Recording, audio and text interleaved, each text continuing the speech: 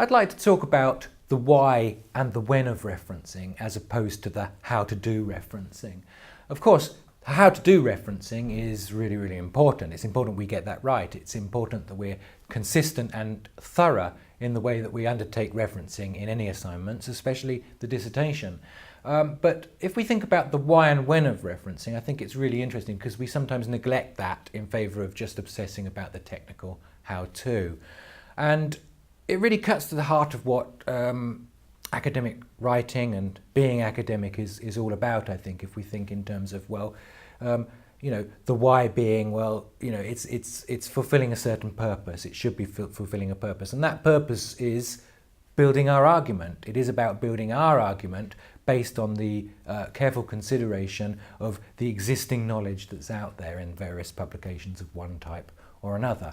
And that's why we're doing the referencing, is to demonstrate with absolute clarity where we're taking those ideas, those thoughts, those opinions, etc.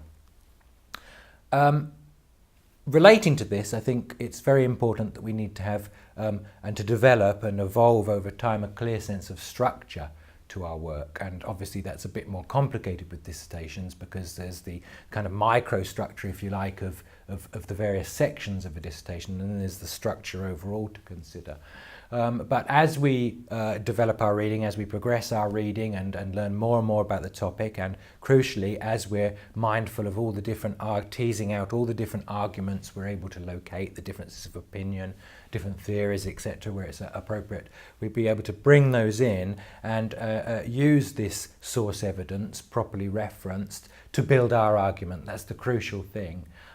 It is all about building our argument, as I say, bringing in the various ideas of others that have come before us.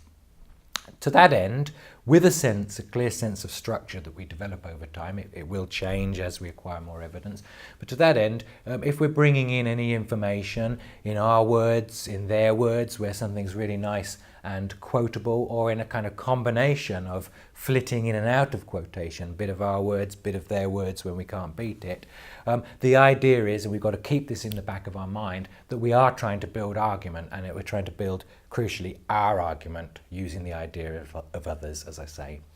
So, it seems to me that it's helpful to us when trying to decide if something's worth bringing in at any point into our discussion that we're developing, whether it fulfills certain functions that allow us to build and progress our argument.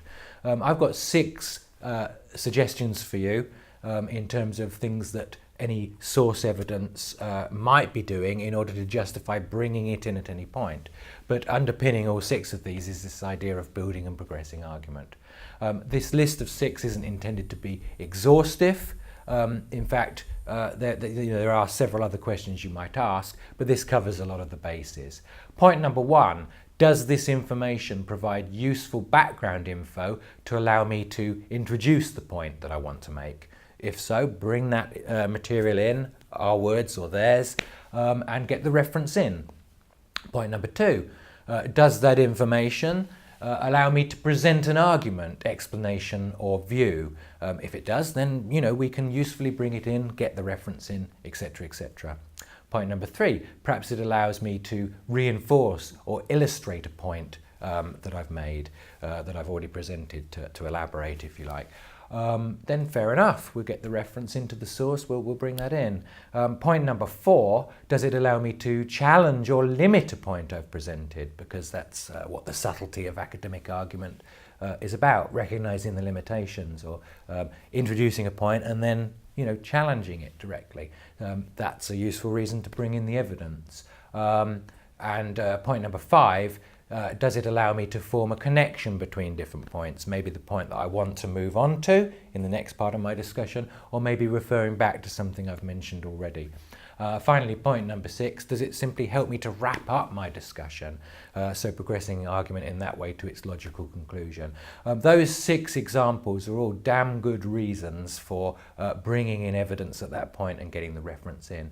So we're taking control of the situation, essentially. We're not being buffeted around by quotes and not in control of where we're going, because we thought carefully about structure, and everything we're bringing into our work really is brought in for a very specific purpose, which of course is, as you've gathered by now, building your argument.